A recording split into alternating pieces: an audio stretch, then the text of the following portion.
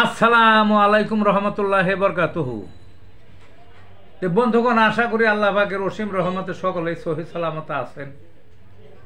কবি গাজী একটা চাল ইউটিউব চ্যানেল 01714088509 এর পক্ষ থেকে আপনাদের সকলের প্রতি রইল একান্ত আন্তরিক শুভেচ্ছা ও ভালোবাসা। বন্ধুগণ, এখন আপনাদের সামনে যে বয়ানটা রাখবার চেষ্টা করব সেটা হলো কালোদের রোগে হোমিওপ্যাথিক চিকিৎসা। কইতে পারেন যে আবার কেমন কথা।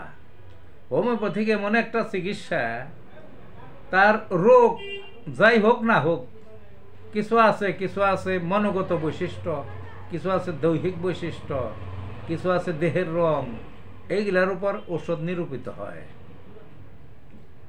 তো আমাদের দেশের লোক বেশিরভাগই দেখা যায় ওই বাদামি বর্ণ অথবা শ্যামলা বর্ণ, খুব ফর্সাও সাধারণত দেখা যায় না। আর একের কদাচার, একের কালো নিগ্রোদের মতো এইরকমও কচিত হঠাৎ দু এক জায়গায় দু একজন দেখা যায়, বুঝলেন না? তো যাই হোক, সে আমার কথা না। এখন কালো লোকদের চিকিৎসা হোমিওপ্যাথিক এই খুবই পরিচিত একটা ওষুধ, সেটা হলো কোষ্টিকাম। এই কোষ্টিকাম নিগ্রোদের যে শরীর, যে খারাপ কিন্তু বলতেছি না, আল্লাহ পাকের সৃষ্টি, যারা বানাইবো তাইছে, আমারও তো নিগ্রো বানাইতে পারতেন।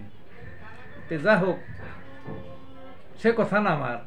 আমার কথা হলো শরীরটা যদি খুব কালো হয় রংটা, আর শরীরটা যদি শক্ত হয়, যেমন সাধারণত মাঠে ঘাটে যারা কাজ করে বললাম এমনিতেই কালো, আরও যদি কাজ করতে করতে তাদের শরীর তো শক্ত বেশি, তাদের ক্ষেত্রে রোগ যাই হোক এই ওষুধটা খুব কার্যকরী।